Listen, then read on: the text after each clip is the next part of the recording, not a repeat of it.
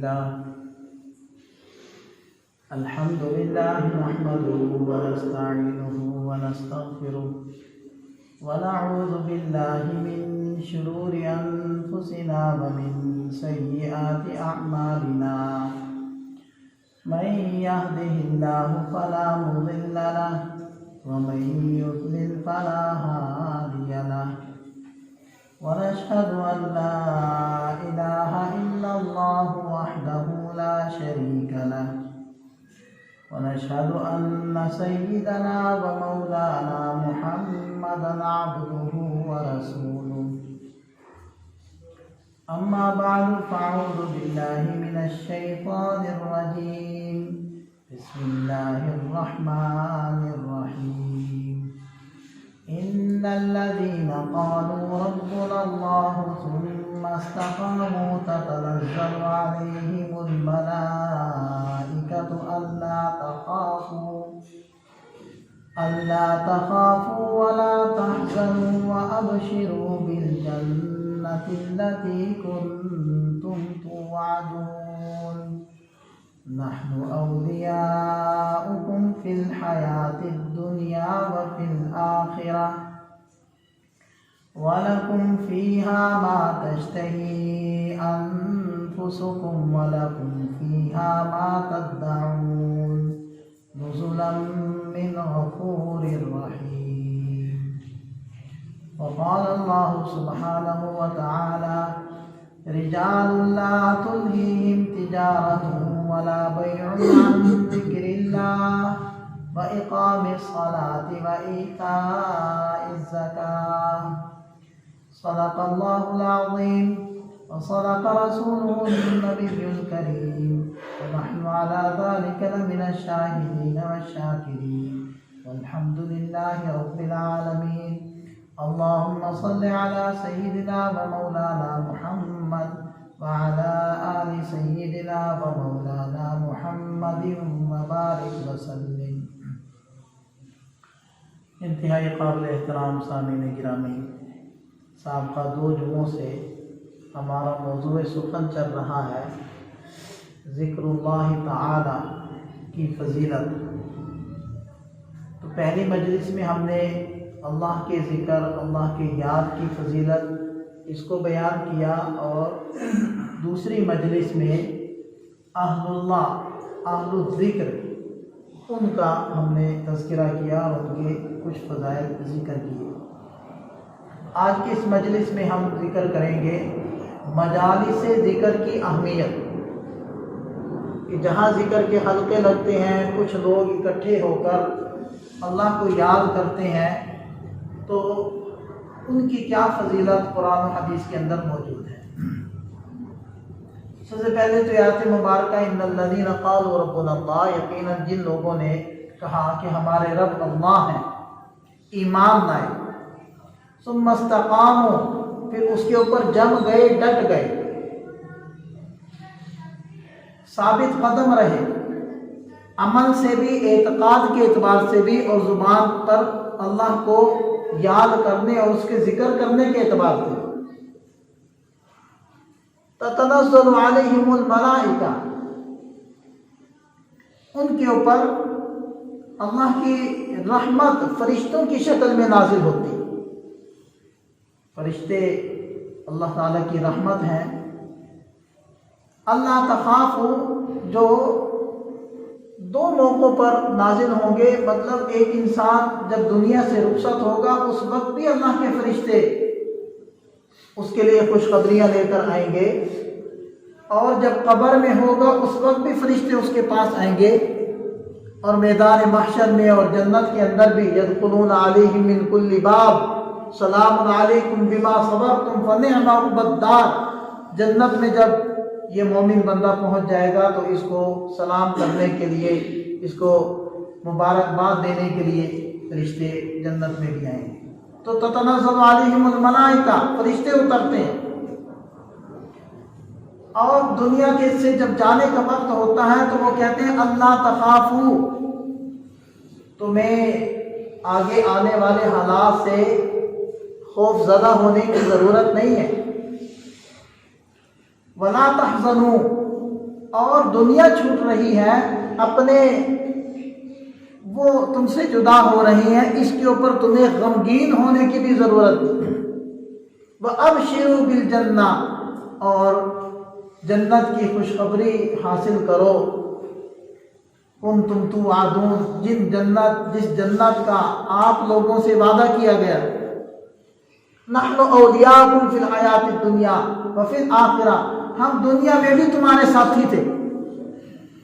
یہ جو نیکی کا خیال انسان کے دل کے اندر پیدا ہوتا ہے، یہ فرشتوں کی رفاقت کی برکت، یہ فرشتوں کا ساتھ ہوتا ہے۔ آپ مسجد میں آتے ہیں تو آپ کے دل میں نیکی کے خیالات پیدا ہونے شروع ہو جاتے ہیں، آخرت کا استحضار پیدا ہونا شروع ہو جاتا ہے، نوافل کو، نماز کو، تلاوت کو، سبحان اللہ الحمدللہ کہنے کو جی چاہتا ہے، دل میں جذبہ بنتا ہے کہ میں نے خیر کرنی ہے، میں نے لوگوں کا بھلا کرنا ہے، لوگوں کے کام آنا ہے، لوگوں کو نفع پہنچانا ہے۔ یہ جذبات مسجد میں بیٹھ کر آ رہے ہیں، لیکن جب ہم دکان پر بیٹھے ہوتے ہیں تو اس وقت جذبات ذرا اور طرح کے دل میں آ رہے ہیں، بھی یہ کہا کیا ہے آج اس پر چوری پھیرنی۔ تو یہ اصل میں جگہ کا فرق ہوتا ہے۔ جو بازار ہے اس کے اندر شیاطین کا تسلط زیادہ ہوتا ہے، غفلت ہوتی ہے، دنیا کی چمک دمک، انسان بازار میں جاتا ہے اور نئی پرانی چیزیں لگی ہوئی دیکھتا ہے، ان کی چمک دمک دیکھتا ہے تو اس کا دماغ ہی گھوم جاتا ہے اور وہ دنیا کو سوچنے لگ جاتا ہے، یہ بھی چیز میں لے لوں، وہ بھی لے لوں، وہ بھی خرید لوں، یہ کس طریقے سے حاصل کر لوں۔ ہر دکاندار کی یہ سوچ ہے کہ زیادہ گاہک آ جائیں، زیادہ سامان اٹھا لیں مجھ سے اور مجھے زیادہ نفع ہو جائے۔ تو دنیا کا ماحول ہے، چیزوں کا ماحول ہے، پیسوں کا ماحول ہے۔ اس وجہ سے جب آدمی نے سرمایہ خرچ کیا ہوا ہوتا ہے تو اپنی چیز کی صفات بیان کرتا ہوا بعض دفعہ مبالغے سے بھی کام لے لیتا ہے اور ایسی باتیں بھی بیان کر جاتا ہے جو حقیقت میں اس کی چیز کے اندر نہیں پائی جاتی۔ یہ جذبہ ہوتا ہے کہ میرا سامان بک جائے، نہیں جی لینے بہت اچھی چیز ہے، بہت چلے گی، تسلی ہے، اس کے کلر کی بھی تسلی ہے، یہ خراب نہیں ہوگا۔ تو یہ ماحول کا اثر ہوتا ہے۔ لیکن جیسی مسجد میں آگے دکان چھوڑ کر، گھر چھوڑ کر، چیزیں چھوڑ کر تو نیکی کے خیالات پیدا ہونے لگ گئے۔ اصل میں نیکی یہ کیوں پیدا ہو رہے ہیں کہ مسجد فرشتوں کا ماحول، یہ فرشتوں کے پاس جب ہم بیٹھتے ہیں، فرشتے ہمارے قریب ہوتے ہیں تو اس فرشتوں کے ساتھ بیٹھنے کا اثر ہمارے دلوں پر یہ ہوتا ہے کہ وہ نیکی کے خیالات آنے شروع ہو جاتے ہیں، نیکی کا جذبہ پیدا ہونے لگ جاتا ہے۔ تو یہ اولیاءکم فی الحیات الدنیا، ہم دنیا میں بھی تمہارے ساتھ تھے، تمہارے دلوں میں نیکی کے خیالات پیدا کر رہے تھے، تم سے شیاطین کو دور ہٹا رہے تھے۔ وفی الآخرہ، اب ہم آخرت میں بھی تمہارے ساتھ ہی رہیں گے، تمہیں تنہا نہیں چھوڑیں گے، تمہیں پریشان نہیں ہونے دیں گے۔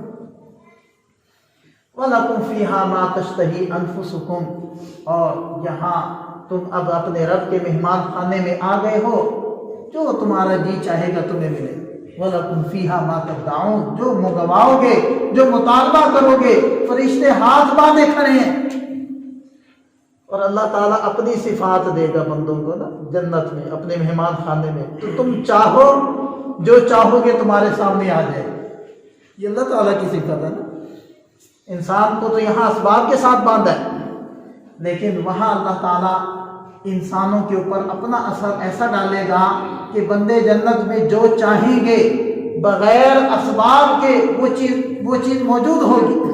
اور جیسے رب کہتا ہے نا کن فیکون، میں کہتا ہوں ہو جا تو وہ ہو جاتی ہے، تو جنت میں اللہ تعالیٰ یہ اختیارات اپنے بندے کو دے دے، جب تو کیا ہو جا تو وہ ایسا ہو جائے گا۔ نزلا من غفور الرحیم، یہ غفور الرحیم کی مہمانی، یہ اس بڑے کی مہمانی۔ تو یہ اہل اللہ، اہل الذکر، جو اللہ والے ہوں گے، رب کو یاد کرتے ہوں گے، تو یہ ان کے لیے بشارتیں۔ حضرت ابو ہریرہ رضی اللہ عنہ ارشاد فرماتے ہیں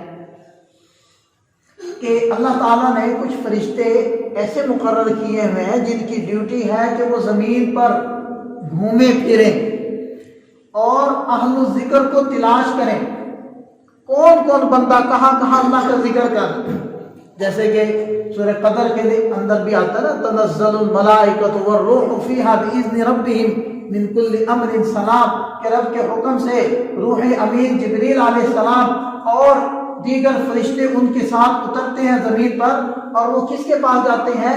جو اللہ کی یاد میں مشغول ہے، کھڑے ہوئے بیٹھے ہوئے، سجدے میں، نماز میں، ذکر میں، تلاوت میں، دعا میں، جس حالت کے اندر بھی وہ رب کو یاد کر رہا ہے، وہ فرشتے وہاں پہنچ جاتے ہیں اور رب کی طرف سے سلامتی نازل کرتے ہیں۔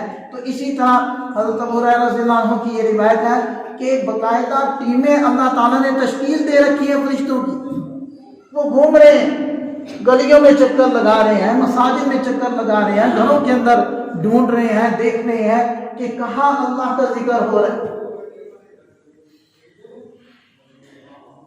تو جب کسی بھی ٹیم کو کسی جگہ اللہ کی یاد میں بیٹھے ہوئے کچھ لوگ ملتے ہیں، مثلا ہم لوگ بیٹھ گئے جمعے کے لیے، جمع ہو گئے، میں کچھ باتیں قرآن و حدیث کی روشنی میں ذکر کر رہا ہوں، بیان کر رہا ہوں، آپ سن رہے ہیں، میں بھی ذکر میں ہوں، آپ بھی ذکر میں۔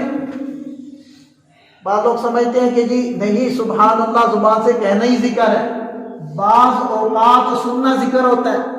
آپ نماز میں ہیں امام کے پیچھے، اقیم الصلاۃ لذکری، میرے نماز کو قائم کرو میری یاد کے لیے، میرے ذکر کے لیے۔ ذکر کا معنی تو اللہ کو یاد کرنا۔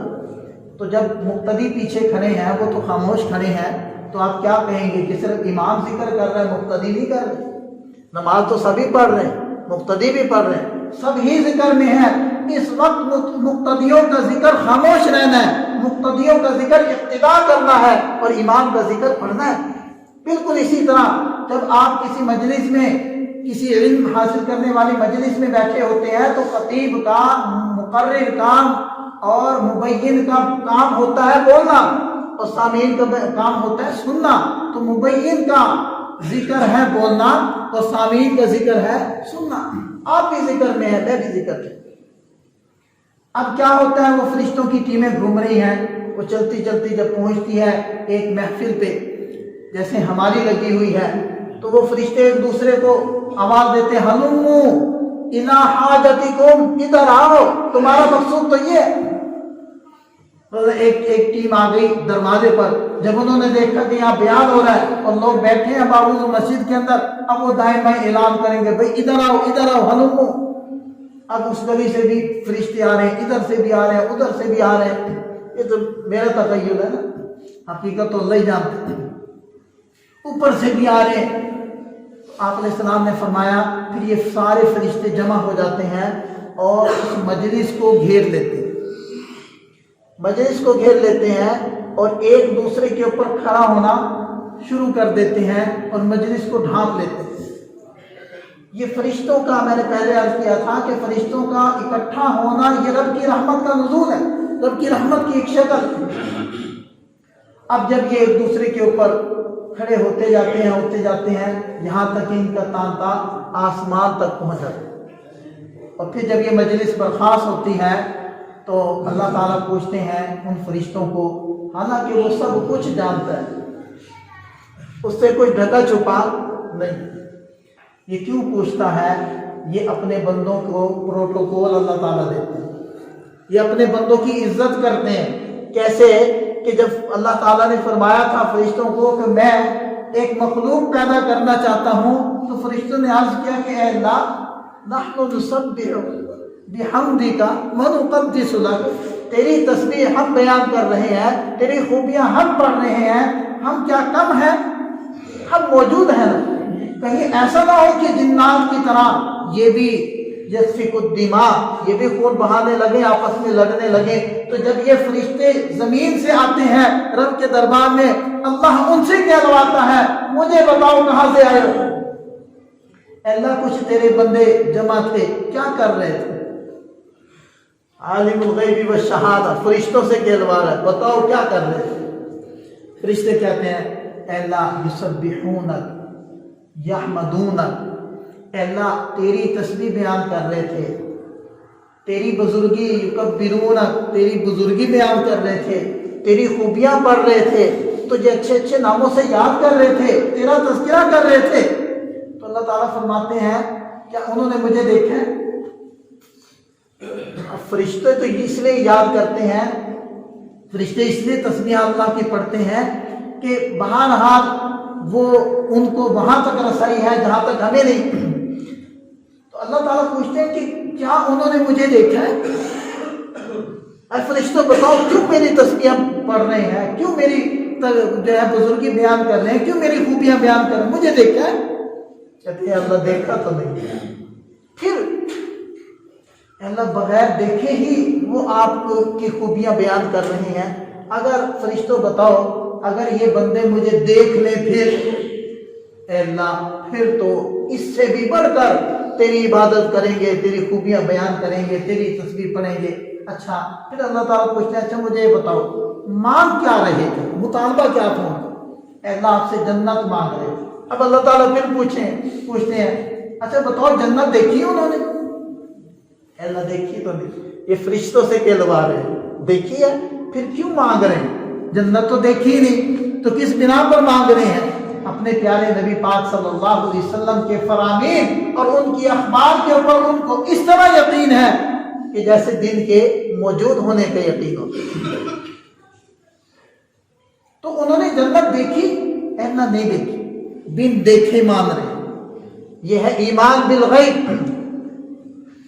اللہ تعالیٰ فرماتے ہیں کہ اچھا اگر دیکھ لیتے پھر اے اللہ اور زیادہ جنت کی طلب کرتے اور زیادہ آپ سے جنت مانگتے۔ اچھا پھر اللہ تعالیٰ پوچھتے ہیں یہ بتاؤ کہ کس چیز سے بچنا چاہ رہے تھے اور پناہ مانگ رہے تھے؟ اے اللہ جہنم سے۔ پھر اللہ تعالیٰ پوچھتے ہیں کہ فرشتوں بتاؤ جنت دیکھی انہوں نے؟ بن دیکھے مانگ رہے ہیں۔ اے اللہ جنت دیکھی نہیں، اگر دیکھ لیتے تو اس سے بھی زیادہ پناہ مانگتے جتنی وہ مانگ رہے ہیں۔ تو اللہ تعالیٰ فرماتے ہیں فرشتوں تم سب گواہ رہو، تم سب گواہ ہو جاؤ۔ اب وہ کتنے فرشتے ہوتے ہیں؟ 150، 1000، 2000، لاکھ، 2 لاکھ، بے بہا فرشتے رکھتے۔ اللہ تعالیٰ ان سب کو گواہ بناتے ہیں، میرے فرشتوں تم سب گواہ رہو، میں تم سب کو گواہ بنا کے کہتا ہوں میں نے ان سب کی مغفرت کر دی، جو مانگ رہے تھے دے دیا، جس سے پناہ مانگ رہے تھے میں نے اس سے پناہ دے دی۔ یہ مجلس ذکر کی برکت اور فضیلت ہے۔ پھر فرشتے کہتے ہیں اللہ ایک بندہ اس کو کوئی کام تھا، وہ جو محفل میں بیٹھے تھے ان میں سے کسی ایک کے ساتھ، تو وہ تھوڑی دیر کے لیے آ کر بیٹھ گیا تھا، مقصود اس کا اس مجلس میں شرکت نہیں تھا، وہ اپنے مطلوبہ بندے کو ملنا چاہتا تھا۔ اللہ تعالیٰ فرماتے ہیں ہم الجلساء لا یشقی بہم جلیسہم، وہ ایسے بیٹھنے والے ہیں کہ ان کے ساتھ تھوڑی دیر کے لیے بیٹھنے والا بھی بدبخت نہیں ہوتا۔ وہ بھلے ذکر نہیں کر رہا تھا، بھلے وہ ان میں سے نہیں تھا، بھلے اس کا مقصود مجلس ذکر میں شرکت نہیں تھا، لیکن وہ تھوڑی دیر بیٹھ گیا۔ بس اس تھوڑی دیر کا بیٹھنا مجھے اتنا اچھا لگا ہے کہ میں نے انہی میں سے اس کو بھی شمار کر دیا۔ وہ رب کی تو شان دیکھیں کہ ایک کتا اصحاب کہف کے ساتھ چلتا ہے، رب قرآن میں اس کتے کا تذکرہ کرتے ہیں تو یہ تو پھر بندہ ہے، رب پر ایمان لانے والا ہے، اس کی رب قدر کیوں نہیں کرے؟ اس قدر دان ہے وہ رب۔ پھر دیکھیں فرشتوں کا غیبی نظام۔ حضرت ابو ہریرہ رضی اللہ عنہ کی روایت ہے کہ زمین پر 2 مرتبہ فرشتے بدلتے ہیں، ڈیوٹیاں تبدیل ہوتی ہیں رات میں اور دن میں۔ فرمایا کہ ایک تو فجر کے وقت، دوسرا عصر کے وقت، ایک ٹیم جاتی ہے دوسری آتی ہے۔ اب یہ فرشتے تھکتے تو ہیں نہیں، یہ ہماری طرح کے انسان تو ہے نہیں کہ تھکے، نہ کھاتے پیتے ہیں نہ سوتے ہیں، تو ڈیوٹیاں 12 گھنٹے کے بعد تبدیل ہو جاتی ہیں، یہ اس سے کم و بیش وقت میں۔ تو یہ ایک رب کا ہی سسٹم ہے، اس کو وہی جانے، اس کی حکمتیں وہ جانے۔ لیکن اللہ تعالیٰ دونوں ٹیموں کو فرشتوں کی وہ جمع کرتے ہیں فجر میں بھی عصر میں بھی، یعنی حکم یہ ہے کہ جو نئی ٹیم آئے گی اس کے بعد پرانی ٹیم جائے گی۔ یہ نہیں ہے کہ پرانی ٹیم ٹائم دیکھے اپنی گھڑی میں کہ ہمارا ٹائم پورا ہو گیا لو ہم تو جا رہے ہیں، نہیں، پہلے آئے گی نئی ٹیم اور پھر پرانی ٹیم واپس جائے گی۔ تو جب فجر ہوتی ہے تو نئی ٹیم آ جاتی ہے اور پرانی ٹیم ابھی موجود ہوتی ہے۔ اسی طرح جب عصر ہوتی ہے تو اس عصر کی نماز میں بھی نئی ٹیم بھی آ جاتی ہے اور پرانی بھی موجود ہوتی ہے۔ اب جب یہ دونوں ٹیمیں اپنی اپنی باری کے بعد واپس جاتی ہیں اللہ کے دربار میں، تو اللہ تعالیٰ ان دونوں ٹیموں کو بلاتے ہیں، ان دونوں ٹیموں کو کہتے ہیں کہ بتاؤ تم کس حالت، جب تم آئے ہو تو میرے بندے کیا کر رہے تھے؟ نئی ٹیم کہتے ہیں کہ اللہ جب ہم گئے تھے تو وہ نماز پڑھ رہے تھے، تجھے یاد کر رہے تھے۔ اور جو پرانی ٹیم ہے اللہ تعالیٰ اس سے پوچھتے ہیں کہ جب تم آئے تھے وہ کیا کر رہے تھے؟ وہ بھی کہتے ہیں کہ اللہ جب ہم آئے تھے تو وہ نماز پڑھ رہے تھے۔ یہ بات میں نے پڑھی نہیں ہے کہیں سے، یہ میرا وجدان کہتا ہے، میرا دل کہتا ہے کہ اللہ تعالیٰ فرشتوں سے کہلوا رہے ہیں، دونوں ٹیموں کو اکٹھا کر کے ان سے بلوا رہے ہیں کہ تم بولو، بول کر بتاؤ کہ میرے بندے کیا کر رہے تھے۔ دونوں ٹیمیں کہتی ہیں اے اللہ ہم آئے وہ ذکر کر رہے تھے، ہم گئے وہ تیری یاد میں مشغول تھے۔ اور فرشتوں سے کہلواتا ہے ان کے یہ باور کروانے کے لیے، اے فرشتوں میں نے جو کہا تھا کہ میں ایک ایسی مخلوق پیدا کرنا چاہتا ہوں جو زمین کے اندر میرا خلیفہ ہوگا، میری خلافت کے فرائض سر انجام دے گا، تو تم نے کہا تھا یسفک الدماء، اے اللہ وہ تو خون بہائیں گے، اب تم اپنی زبان سے کہو کہ میرے بندوں کو کس حالت میں پایا اور میرے بندوں کو کس حالت میں چھوڑ۔ ویسے نہیں ہے حدیث پاک میں یباہی بکم الملائکہ، فرشتے کہ اللہ تعالیٰ فرشتوں کے سامنے فخر کر رہے ہیں ان اپنے بندوں کا ذکر کر کے۔ اسی طرح ایک اور حدیث پاک ہے حضرت ابو ہریرہ رضی اللہ عنہ کی، جس کے اندر وہ فرماتے ہیں کہ حفتہم الملائکہ غشیتہم الرحمہ، کہ فرشتے ان کو گھیر لیتے ہیں، رحمت ان کو ڈھانپ لیتی ہے۔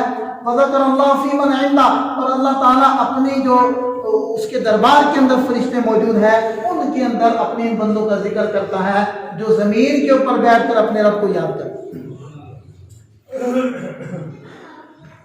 اسی طرح ایک حدیث پاک میں آیا کہ اذا مررتم بریاض الجنت فرتعوا، جب تم جنت کے باغوں پر سے گزرو تو خوب چلا کرو۔ صحابہ نے عرض کیا کہ یا رسول اللہ وہ جنت کے باغ کیا ہیں؟ تو آپ علیہ السلام نے ارشاد فرمایا وہ جنت کے باغ ذکر کے حلقے، وہ جنت کے باغ میری یاد کے حلقے ہیں، یہ ان لوگوں کا اجتماع ہے کہ جو لوگ اکٹھے ہو کر مجھے یاد کر رہے ہوں، وہ ذکر کے حلقے وہ اصل میں جنت کے باغ ہیں، تمہیں نہیں نظر آ رہے، حقیقت میں جو اس حلقے کے اندر بیٹھ گیا، اس گروہ کے ساتھ بیٹھ گیا، حقیقت میں وہ جنت کے باغ کے اندر بیٹھے۔ اور ایک صحابی نے عرض کیا، عبداللہ ابن عمر رضی اللہ عنہ تھے غالباً، وہ کہنے لگے کہ یا رسول اللہ ما غنیمت المجالس، ما غنیمت مجالس الذکر، ذکر کی جو مجالس ہیں ان کا کیا فائدہ ہے، یعنی ان کا کیا بدلہ ہے، ان کا کیا انعام ہے؟ نبی پاک صلی اللہ علیہ وسلم نے ارشاد فرمایا کہ ان مجالس کا فائدہ اور ثواب الجنہ، الجنہ، 2 دفعہ ارشاد فرمایا ان کا بدلہ جنت ہے، ان کا بدلہ جنت ہے۔ اور ایک حدیث پاک میں نبی پاک صلی اللہ علیہ وسلم نے ارشاد فرمایا کہ اللہ تعالیٰ قیامت کے دن، اللہ تعالیٰ ارشاد فرماتے ہیں کہ قیامت کے دن یہ لوگ جو جمع ہوں گے، یہ لوگ جان لیں گے کہ اہل کرم یعنی اہل جود و سخاوت کون ہے، اہل سخاوت اور اہل بزرگی کون ہے، بزرگی والے کون ہیں، سخاوت والے کون ہیں۔ تو قیامت کے دن جب سب لوگ جمع ہوں گے اس وقت انہیں پتہ چلے گا کہ کون بزرگی والے ہیں اور کون سخاوت والے۔ صحابہ نے عرض کیا کہ یا رسول اللہ آپ ہمیں بتلا دیجئے کہ وہ بزرگی والے کون لوگ ہیں؟ تو آپ علیہ السلام نے ارشاد فرمایا کہ یہ وہ لوگ ہیں جو اللہ کا ذکر کرتے ہیں، جو اللہ کو یاد کرتے ہیں، یہ سخاوت والے ہیں، یہ بزرگی والے ہیں، اور کل قیامت کے دن اللہ ان کی شان لوگوں کے سامنے بیان کرے گا۔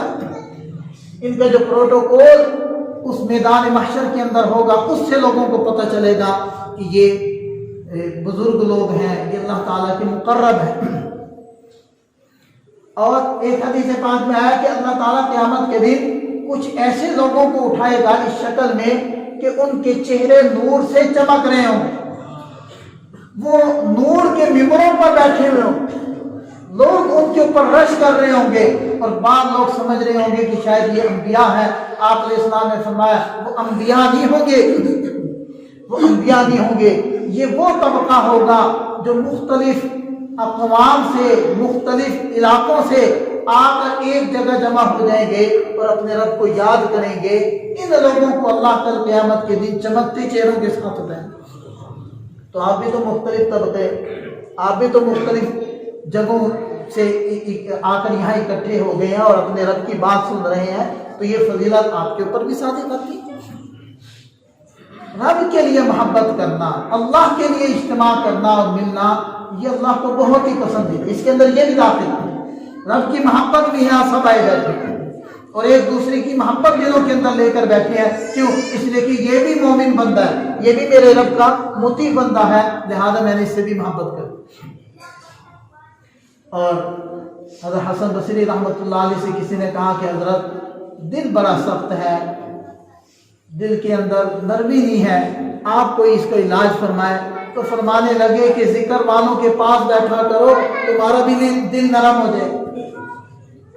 تو اہل ذکر جو ہے ان کی رفاقت اور ان کے پاس بیٹھنا، اس سے دل کے اندر نرمی پیدا ہوتی ہے۔ اور جو میں نے آیت مبارکہ پڑھی تھی، رجال اللہ تلہم تجارت، اللہ تعالیٰ تعریف کر رہے ہیں ان لوگوں کی کہ جن کی تجارت، جن کا بیچنا خریدنا ان کو اللہ کی یاد سے غافل نہیں کرتا۔ اور یہ آیت مبارکہ نازل ہوئی، ویسے تو بہت سارے اس کے پس منظر ہو سکتے ہیں، لیکن ایک حدیث پاک میں آتا ہے کہ دو صحابہ ایسے تھے کہ ایک کی دکانداری تھی، خرید و فروخت کرتے تھے، اور دوسرے لوہار کا کام کرتے تھے۔ تو فرماتے ہیں کہ جب وہ دکانداری کر رہے ہوتے، ترازو سے کوئی چیز تول رہے ہوتے اور اذان کی آواز آتی تو وہیں ترازو چھوڑ دیتے، اور دوسرے صحابی جو لوہار کا کام کرتے تھے تو لوہے کو گرم کر کے اس کو باریک کرنے کے لیے جب وہ جو ہے چوٹ لگاتے تھے ہتھوڑے سے، تو فرماتے ہیں کہ اگر انہوں نے ہتھوڑا کندھے تک اٹھایا ہوتا اور ان کے کان میں اذان کی آواز آتی تو وہ چوٹ نہ مارتے بلکہ اس ہتھوڑے کو پیچھے پھینکتے کہ مجھے اذان کی آواز آ گئی ہے، اب رب کا بلاوا آ گیا ہے، رب بلا رہے ہیں، اللہ بلا رہے ہیں، محبوب ہمارے محب، ہم ان کے محب، ہم اس کے بندے، اس کے مطیع و فرمانبردار بندے، رب کی آواز آ گئی۔ یہ منادی، یہ مؤذن اصل میں رب کی آواز دینے والا ہے، اس کا بلاوا آ گیا، اللہ بلا رہے ہیں، حی علی الصلاۃ، حی علی الفلاح، کامیابی کی طرف آؤ، نماز کی طرف آؤ۔ تو وہ وہیں اپنا ہتھوڑا پھینک دیتے، وہ چوٹ بھی مارنا گوارا نہ کرتے۔ رب کو ان کی ادا اتنی پسند آئی کہ اللہ تعالیٰ نے فرمایا رجال، کچھ میرے بندے بازاروں میں بیٹھے ہیں، دکانوں پر بیٹھے ہیں، لیکن وہ ایسے بندے ہیں کہ ان کی تجارت، ان کا خریدنا بیچنا ان کو رب کی یاد سے غافل نہیں کرتا۔ وہ جیسے ہی رب کا غلام آئے وہ اپنے سارے کاموں کو چھوڑ کر رب کے دربار میں حاضری دینے کے لیے پہنچ جاتے ہیں۔ اللہ نے ان کا تذکرہ قرآن کے اندر کر دیا۔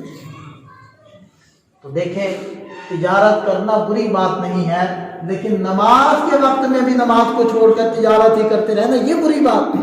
تجار کا تو اللہ تعالیٰ ذکر کر رہے ہیں قرآن میں، نبی پاک صلی اللہ علیہ وسلم تجار کی جو بات کے قول کے ساتھ ہیں، امین ہیں، خائن نہیں ہے، ان تجار کا تذکرہ آپ علیہ السلام اس انداز میں فرما رہے ہیں کہ کل قیامت کے دن انبیاء اور شہداء کے ساتھ ان کا حشر ہوگا۔ حضرت عمر فاروق رضی اللہ عنہ ارشاد فرماتے ہیں کہ جو بازار کے اندر داخل ہوتے ہوئے یہ الفاظ پڑھ لے، لا الہ الا اللہ وحدہ لا شریک لہ لہ الملک وَلَهُ الْحَمْدُ يُحْيِي وَيُمِيتُ بِيَدِهِ الْخَيْرُ وَهُوَ عَلَى كُلِّ شَيْءٍ قَدِيرٌ۔ یہ الفاظ جو پڑھ لے گا، فرمایا کہ 1000 گناہ اس کے ان الفاظ کے پڑھنے سے اللہ تعالیٰ معاف فرما دے، 1000 نیکی عطا فرمائیں گے اور 1000 درجات اس کے بلند فرما دیں گے۔ کتنے مشکل کلمات، कोई मुश्किल नहीं, कितने आसान है कहने। अगर कितनी मरतबा जो तिजारत कर रहे हैं, बाजार के अंदर बैठते हैं, उनको कितनी मरतबा आना और जाना पड़ता है। अगर वो हर मरतबा इस दुआ को, इन कलिमात को सीख लें और दाखिल होते हुए इन कलिमात को कह लें, तो ये कितनी बड़ी फजीलत को हासिल कर सकते हैं। और जैसे कि कहते हैं ना पुराने कि दिल यार वल हाथ कार वल, हाथ भले हमारे काम की तरफ रहे लेकिन दिल अपने रब की तरफ रहे। जुबान हमारी अल्लाह के जिक्र से रतबुल लिसा तरोताजा रहे और हम जुबान से अपने रब को याद करते रहें, दिल से अपने रब की तरफ मुतवज्जे रहें और हाथों से हम अपना काम करते रहें। भला जो अपने रब से गाफिल नहीं होगा वो झूठ बोलेगा? जो अपने रब को किसी वक्त नहीं भूलेगा क्या वो किसी को धोखा देगा? जो अपने रब को हर वक्त अपने सामने रखेगा और अपने दिल के अंदर उसका इस्तेहज़ार रखेगा, क्या वो खयानत करेगा? क्या वो मिलावट करेगा? नहीं करेगा। ये रब का जिक्र मैं समझता हूँ कि इंसान के सही हो जाने का जो पैमाना है वो रब ने हमें यह अता फरमाया कि तुम मेरी याद को अपने हिफ्ज़ जहाँ बना लो, अपने वक्त हर वक्त वजीफा बना लो, तो रब हर एतबार से बंदे की इबादत करेगा। शैतान के वसावी से और नफ्स के वसावी से अल्लाह ताला हिफाजत फरमाएंगे इस जिक्र की बरकत। और इसी तरह एक और हदीस पाक में आता है कि आदमी जब मिल बैठते हैं दो चार बंदे, तो आमतौर पर फजूलियात भी हो जाती हैं, वाहियात भी हो जाती हैं, लायानी इंसान से हो जाती है, गैर ज़रूरी बातें हो जाती हैं। तो यह है ना कि आदमी किसी की ग़ीबत करे। ग़ीबत तो एक अलग से बड़ा गुनाह है जिसकी जो है वही कुरान करीम में वो बड़ी सख्त आई है। वो तो एक मुस्तकिल गुनाह है जिससे माफ़ी मांगे बगैर वो माफ़ नहीं होता। लेकिन इसके अलावा बाद दफ़ा इंसान बैठता है तो हंसी मजाक गपशप के अंदर बहुत सारी बातें ऊंच नीच की हो जाती है। तो नबी पाक सल्लल्लाहु अलैहि वसल्लम ने इरशाद फरमाया, जो किसी मजलिस में बैठे और ऊंच नीच उससे हो जाए, कोई जुबान से लाया नहीं निकल जाए, तो उस मजलिस से उठने से पहले क्या दुआ पढ़े? सुब्हानक अल्लाहुम्मा व बिहम्दिका अशहदु अल्ला इलाहा इल्ला अंता अस्तगफिरुका व अतूबु इलैक। आपने इस्लाम ने फरमाया मजलिस से उठने से पहले ये कलिमात कह ले, जो कुछ इससे पसो पेश हो गया है अल्लाह ताला सबको माफ़ फरमा दे और इन कलिमात को उनका कफ़ारा बना दे। कितनी बड़ी बात है। और हज़रत इब्न मसूद रज़ियल्लाहु अन्हुमा वो नबी पाक सल्लल्लाहु अलैहि वसल्लम का ये फरमान नकल करते हैं कि गाफिलीन के अंदर अल्लाह का जिक्र करने वाला वो ऐसा है गोया के मैदान जिहाद के अंदर भाग जाने वालों में से ये डटा हुआ है और ये सीना सपर है दुश्मन के सामने, जो गाफिलीन के अंदर अल्लाह का जिक्र है। इसलिए हमारे बाजार, हमारे घर इस वक्त गफलत के अंदर पड़े हुए हैं और गफलत का माहौल बना हुआ है। हमारी शादियाँ, वो खुशियाँ, वो गफलत का मंजर पेश कर रही हैं।